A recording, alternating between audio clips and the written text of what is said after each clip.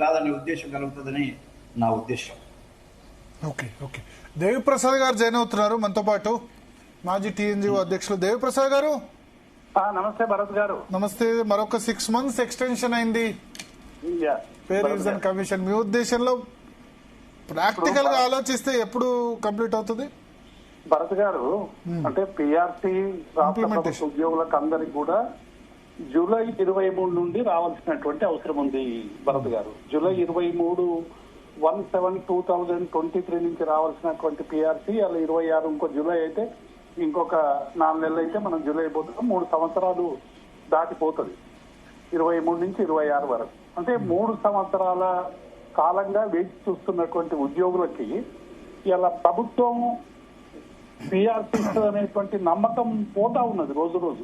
మనం చాలా స్పష్టంగా చూస్తున్నాం. ఎందుకంటే డిఏలు ఇవ్వనటువంటి పరిస్థితి, రిటైర్మెంట్ అయిన ఉద్యోగులకు బకాయిలు ఇవ్వనటువంటి పరిస్థితి, ఇవి ఏవి కూడా ఇవ్వనటువంటి నేపథ్యంలో ఇవాళ ఉద్యోగులకు పిఆర్సీ మరొకసారి మొన్న మా ఉపనాయకుడు హరీష్ రావు గారు మొన్న పిఆర్సీ చర్చల సందర్భంగా శాసనసభలో అడిగినప్పుడు 31 మార్చి వరకు పిఆర్సీ ఎక్స్టెన్షన్ చేసినామంటే బహుశా 1/4 నుంచి ఏమన్నా ప్రభుత్వం ఆలోచనలో ఉన్నదేమో అని కొంతమంది అనుకున్నటువంటి మాట వాస్తవం. కానీ శాసనసభ జరుగుతున్నటువంటి సందర్భంలోనే మళ్ళీ సెప్టెంబర్ వరకు ఎక్స్టెన్షన్ ఇవ్వడం అనేటువంటిది ఇది ఉద్యోగులకు ఒక నిరాశ కలిగించేటువంటి అంశం. సహజంగానే ఉద్యోగులందరూ కూడా ఇక పిఆర్సీ వస్తుందో రాదో కనీసం మా డిఏలను ఇవ్వండి, మా బకాయిలను ఇవ్వండి అనేటువంటి అనివార్య స్థితికి ఇలా ప్రభుత్వం నెట్టుతా ఉంది. ఎందుకంటే మేనిఫెస్టోలో చాలా స్పష్టంగా పెట్టిండ్రు. మీకు గత ప్రభుత్వం చేసినటువంటి అప్పుల మీద ఒక స్పష్టమైనటువంటి అవగాహన ఉంది. ప్రభుత్వానికి సంబంధించినటువంటి రాబడుల మీద, ఖర్చుల మీద స్పష్టమైనటువంటి అవగాహన ఉండే మీరు అనేక హామీలు ఉద్యోగులకు ఇచ్చిండ్రు. 6 నెలల్లో పిఆర్సీ అమలు చేస్తామన్నారు, డిఏలు రిలీజ్ చేస్తామన్నారు, సిపిఎస్ మీద మేము ఆలోచిస్తామని చెప్పిండ్రు. తర్వాత ఇప్పుడు సిపిఎస్ మీద ఎటువంటి ప్రకటన కూడా చేయలేదు. కనీసం కమిటీ కూడా వేసిందో లేదో నాకు తెలియదు. మా జేఏసీ నాయకులు ఎవరైనా ఉంటే ప్యానల్లో ఉంటే వాళ్ళు చెప్తారనుకోండి. కాబట్టి ఇలా ప్రభుత్వం ఉద్యోగుల పట్ల చాలా నిర్లక్ష్యంగా వ్యవహరిస్తున్నది. ఇలా 80 మంది పెన్షనర్స్ అసహజ మరణం పాలైంది. భరత్ గారు, మీరు చాలా డిబేట్లు పెట్టి చాలా ఒత్తిడి తెచ్చి మా జేఏసీ నాయకులు పదే పదే ప్రభుత్వం దగ్గర అడగడం వల్ల 700 కోట్ల రూపాయలు ప్రతి నెల ఇస్తాం అని నెల నెల పెంచుతాం అన్నటువంటి ప్రభుత్వం ఆ 700 కోట్ల దగ్గరనే స్టకప్ అయిపోయింది. ఆ 700 కోట్లలో కూడా కొంత మేరకు కాంట్రాక్టర్లకు పేమెంట్ అయిందనేటువంటి వార్తలు కూడా మనం పత్రికలలో చూస్తా ఉన్నాం. కాబట్టి ఇప్పటికైనా ప్రభుత్వం ఏం చేయాలి? ఇప్పటికే 3 లక్షల కోట్లకు పైగా అప్పు తెచ్చింది భరత్ గారు. కాబట్టి ఈ ఒక 10,000 కోట్ల రూపాయలు వన్ టైమ్ గా ఈ పెన్షనర్లకు ఇస్తే నెల నెల రిటైర్మెంట్ అయ్యేటువంటి ఉద్యోగులకు మళ్ళీ నెల నెల రిటైర్మెంట్ అవుతారు కాబట్టి వాళ్ళకి ఇవ్వచ్చు. కాబట్టి అది ఇవ్వాలి. రెండవది కూడా ఇవాళ ఏమైపోయిందంటే పెన్షనర్లకు ప్రభుత్వం ఇవ్వాల్సిన డబ్బు కాదు భరత్ గారు. మీకు కూడా తెలుసు, మీరు కూడా ఒక టీచర్ కుటుంబం నుండి వచ్చినటువంటి జర్నలిస్టు.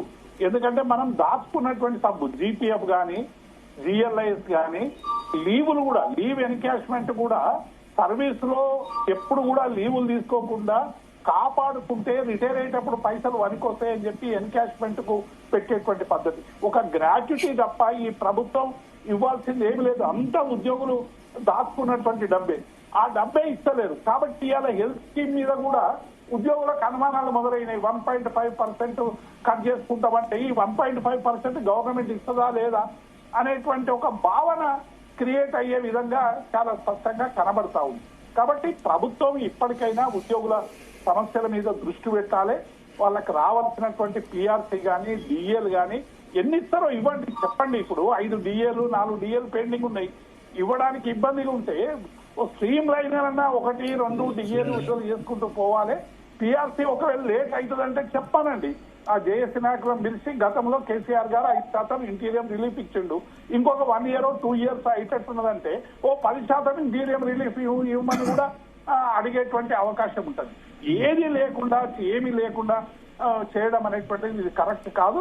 రెండవది కూడా నేను ఈ అంటే రేవంత్ రెడ్డి ప్రభుత్వం చేసినటువంటి ఒక మంచి పని ఏంటంటే ఏది తల్లిదండ్రులకు సంబంధించినటువంటి ఎవరైనా తల్లిదండ్రులకు సరిగ్గా, ఎందుకంటే ఇలా మానవ సంబంధాలు మృగ్యమైపోతున్నాయి, ఉమ్మడి కుటుంబాలు తల్లిదండ్రులను చూడేసేటువంటి పరిస్థితి లేనటువంటి నేపథ్యంలో ఎవరైతే పిల్లలు ఉద్యోగులుగా ఉన్నటువంటి వాళ్ళు లేకుంటే ప్రజాప్రతినిధులుగా ఉన్నటువంటి వాళ్ళు ఎవరైనా తల్లిదండ్రులను సరిగ్గా చూడనట్టయితే వాళ్ళ జీతంలో నుండి కోత విధించాలని పెట్టినందుకు వారికి నేను కృతజ్ఞతలు తెలియజేస్తా ఉన్నాను భరత్ గారు. ఎందుకంటే ఇటువంటి నిర్ణయం తీసుకోవడం అనేటువంటిది మంచిది. అట్లాగే రెండవది కూడా ఇలా 1,20,00,000 బీమా పెట్టిండ్రు. బీమా పెట్టు ఏం ప్రకటించిందంటే మా జేఎస్ నాయకులు క్లారిఫికేషన్ ఇవ్వాలి.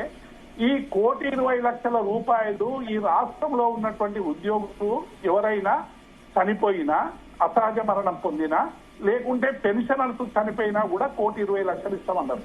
ఈ రాష్ట్రంలో 60 సంవత్సరాలున్న పెన్షనర్లు ఎవరు లేరు భరత్ గారు. 61 సంవత్సరాలు రిటైర్మెంట్ ఏజ్ ఉంది కాబట్టి ఇది పెన్షనర్లకు వర్తించేటువంటి అవకాశం లేదు. ఏమన్నా వాలంటరీ రిటైర్మెంట్ తీసుకున్న 60 ఏళ్ల లోపు ఉన్నటువంటి పెన్షన్లు చాలా వేళ్ల మీద లెక్క ఇచ్చేటువంటి వాళ్ళు ఉంటారు. ఉద్యోగులకు ఆ 1,00,00,000 బీమా అనేటువంటిది కూడా ఇది స్వాగతించదగ్గది అయినప్పటికీ కూడా ప్రభుత్వం ఇలా బతుకున్నటువంటి పెన్షనర్లను మరి వేధించుకునేటువంటి పరిస్థితి కనబడతా ఉంది. మేనిఫెస్టోలో పెట్టిన అంశాలని అమలు చేయండి, ఉద్యోగులను సంప్రదించండి. ఇలా జేఏసీ నాయకత్వం ఉంది, వాళ్ళని నిలిపించండి, చర్చలు జరపండి, వాళ్ళ కానుగోలు శక్తి పెరిగే విధంగా ప్రయత్నం చేసేటువంటి అంశం చేయాలి. ఇది 5 సంవత్సరాల పిఆర్ 23 జూలై నుండి 28 జూలై వరకు పిఆర్సీ ఉంటుంది భరత్ గారు. 5 సంవత్సరాల టెన్యూర్ కు లబ్ధి పొందేటువంటి పిఆర్సీ 3 సంవత్సరాలు అయితే మన భరత్ గారు. కాబట్టి ప్రభుత్వం కూడా ఆలోచించాలి. 3 సంవత్సరాలు అవుతున్నది, మీరు మరి 30 సెప్టెంబర్ వరకు పెంచారు. సరే పెంచినా ఇప్పటికైనా 6 నెలల్లో ఇస్తారనేటువంటి ఒక విశ్వాసం, నమ్మకం మా ఉద్యోగ సంఘాలకు కానీ ఉద్యోగులకు కానీ పెన్షనర్లకు కలిగించాలని నేను విజ్ఞప్తి చేస్తా ఉన్నా భరత్ గారు. Okay okay okay. సో మీ ఉద్దేశంలో ఇప్పుడు ఎంత సమయం పట్టే అవకాశం ఉంది? ఇది రియలిస్టిక్ గా ఆలోచిస్తే ప్రభుత్వ ఆర్థిక పరిస్థితి అయితే నాకైతే కనిపించట్లా. డిఏలో ఇవ్వలేకపోతున్నారు. పిఆర్సీ నాకు తెలిసి 2028 బిఫోర్ ఎలక్షన్ బిఫోర్ చేస్తారేమో. భరత్ గారు, రేవంత్ రెడ్డి టెన్యూర్ లో పిఆర్సీ వస్తుందా లేదనేటువంటి అనుమానం మీకెట్లుందో నాకు అట్లే ఉంది. ఎందుకంటే ఎన్నికల ముందు ఇవి చాలా సందర్భాల్లో ఎంత నార్మల్ ఎంత సమయం పడుతుంది పే రివిజన్ కమిషన్ కు రిపోర్ట్ ఇవ్వడానికి? సహజంగానే 1 year 1.5 years సహజంగానే పడుతుంది.